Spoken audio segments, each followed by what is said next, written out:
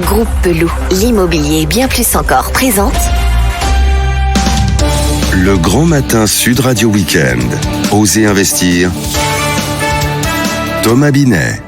Bonjour, vous êtes sur Sud Radio et vous écoutez Osez investir, votre rendez-vous hebdomadaire sur l'investissement réussi, achat, vente, conseil en innovation, tout pour vous accompagner dans vos choix de placement. Bonjour Thomas Binet. Bonjour Philippe. Au sommaire de ce 15e et dernier numéro de l'année 2019. Oui, effectivement Philippe, nous allons fermer définitivement l'année 2019 et cette semaine, nous vous proposons une édition spéciale rétrospective 2019 que nous avons intitulé le Tour de France de l'investissement en 12 minutes.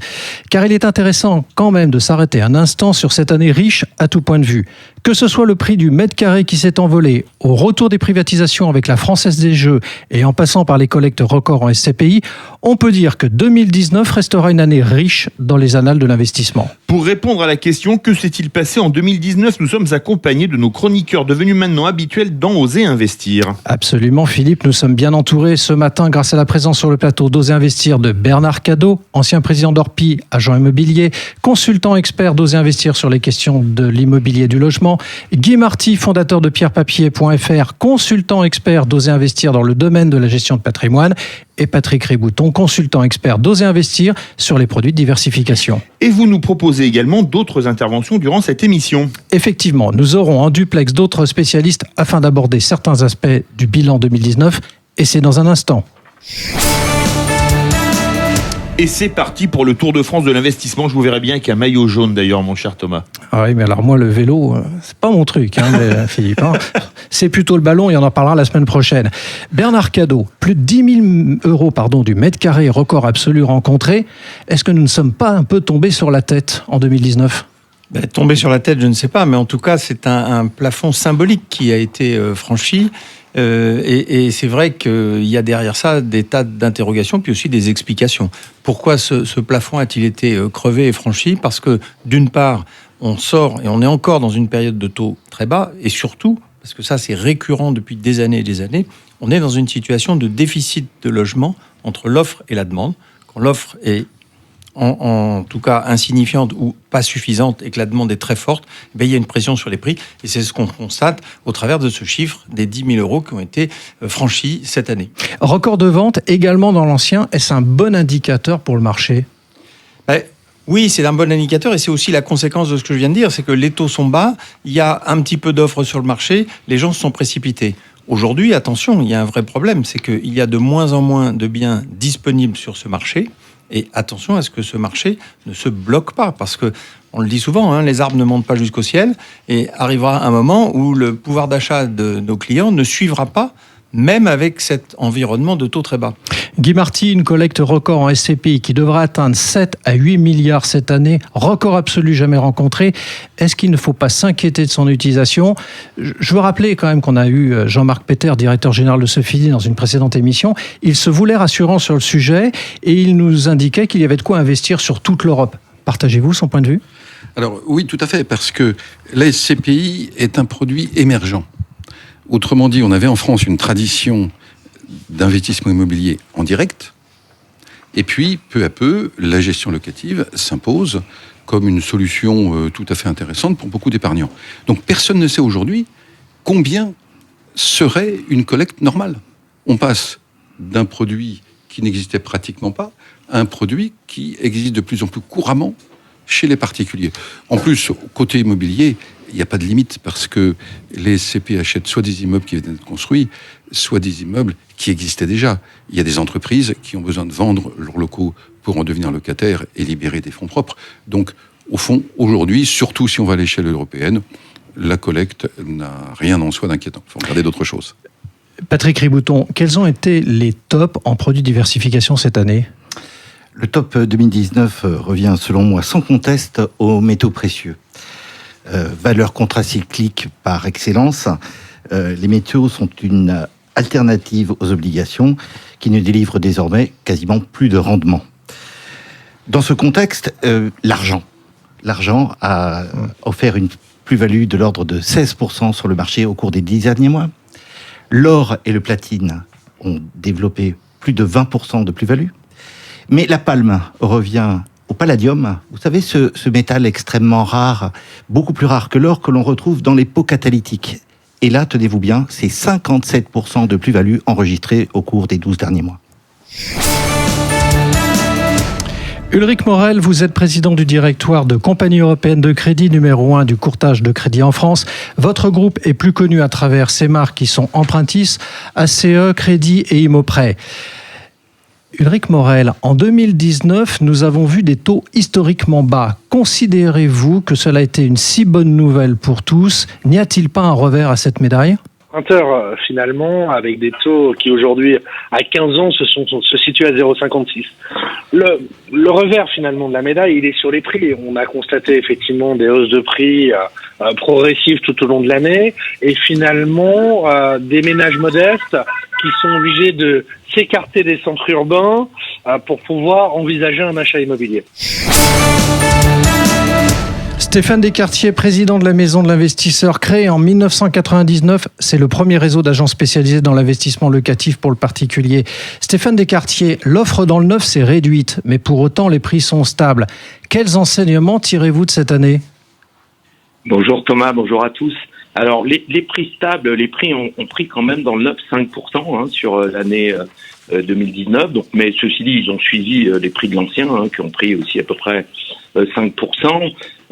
Alors les ventes ont un petit peu baissé, mais beaucoup plus déjà sur 2019 par manque de stock, puisque notamment, les ventes ont baissé au global de 2% environ sur l'année par rapport à 2018. Mais on a vu que notamment en région parisienne, on n'a pas manqué de stock, donc les ventes ont progressé dans le neuf et ont fait plus 6% en région parisienne, notamment grâce au Grand Paris.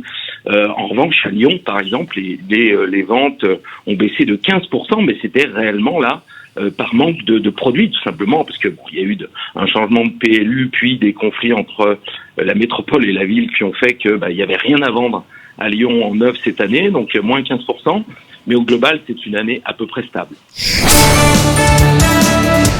Bernard Cadot et Guy Marty, une question pour vous deux, une question croisée. En 2019, était-il préférable d'investir dans le logement ou le tertiaire? Bernard Cadot.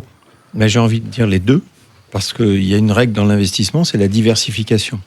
Et lorsqu'on le peut, alors bien sûr, naturellement, on va plutôt acheter sa résidence principale quand on le peut, et ça fait être de l'immobilier, quoique, parce qu'on peut aussi louer et puis investir autrement. Donc le bon placement, je crois, c'est le placement qui est diversifié, qui obéit aussi à des objectifs de court, moyen ou long terme.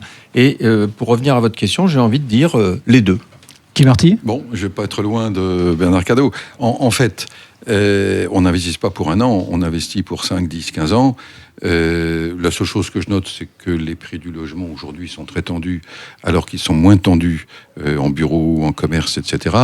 Mais la vraie différence, elle est dans l'objectif du placement. C'est-à-dire que l'immobilier d'entreprise apporte un revenu plus élevé que le logement. Donc si c'est du revenu que l'on cherchait, surtout pour de nombreuses années, il valait mieux aller vers l'entreprise. Patrick Ribouton, tout à l'heure, vous nous avez parlé des tops. Y a-t-il des flops en 2019? Oui, on pourrait évoquer un flop relatif, Thomas. Dans un environnement où la fiscalité pèse énormément, le loueur meublé non professionnel apparaît être un véritable havre fiscal. On aurait pu escompter que la forme collective de cet investissement à travers le film, le fonds d'investissement en loueur meublé, aurait pu réunir un nombre important d'investisseurs. À cet instant, 2 OPCI grand public, en dépit de performances pourtant très attractives et très encourageantes, ont collecté chacun seulement 20 millions d'euros en 2 ans et demi d'existence. C'est un relatif échec et c'est dommage.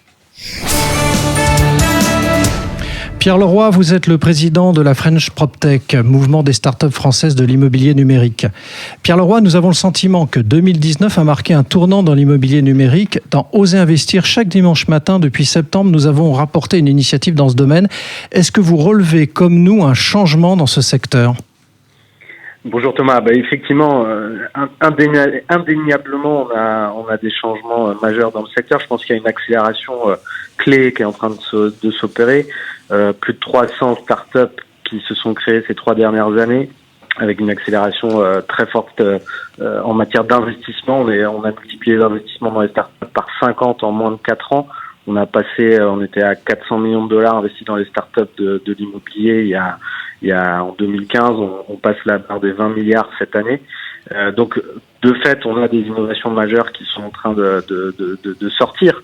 Donc l'accélération, elle est bien présente, et je pense qu'effectivement le secteur en prend conscience et est en train d'intégrer ces changements radicaux dans les process commerciaux et dans la manière de faire le métier. Est-ce qu'il y a une innovation qui vous a le plus marqué cette année ? Il y en a plusieurs.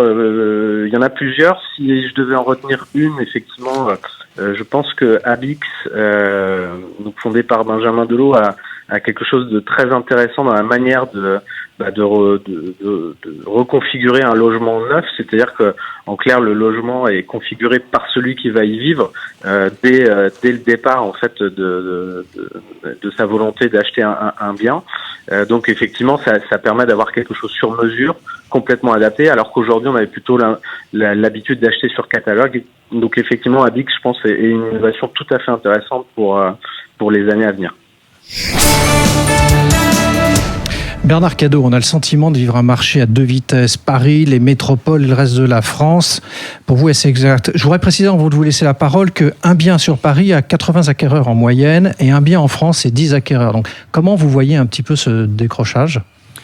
Vous avez raison, il y a le phénomène parisien par excellence qu'on connaît tous, et puis il y a le phénomène des métropoles. D'ailleurs, il y a des ouvrages qui ont été consacrés à ça. Il y a un vrai phénomène de métropolisation de notre pays.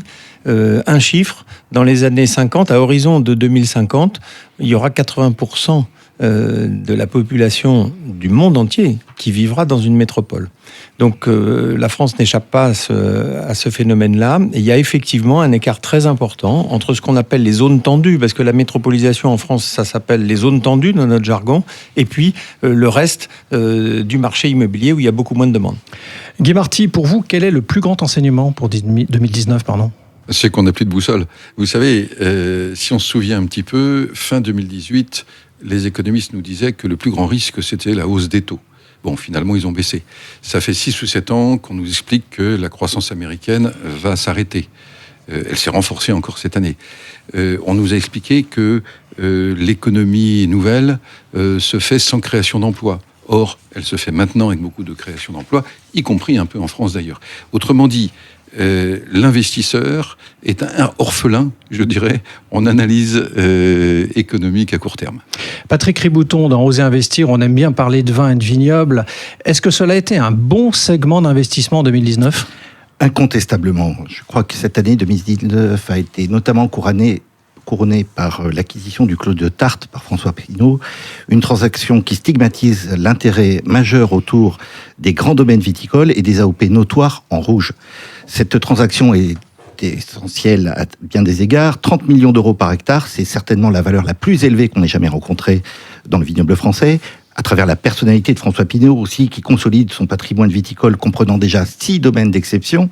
Et enfin, la bataille que François Pinault a livrée aussi contre Jack Ma, le propriétaire d'Alibaba, pour pouvoir maintenir cette très très belle propriété en France. Voilà, c'était le 15e et dernier numéro d'Oser Investir, enfin dernier numéro pour l'année. Merci de nous avoir suivis. Vous pouvez retrouver l'intégralité de l'émission sur sudradio.fr dans la rubrique podcast ou sur votre smartphone en téléchargeant l'application Sud Radio, et dorénavant sur oserinvestir.fr où vous retrouverez l'émission filmée et bien plus encore.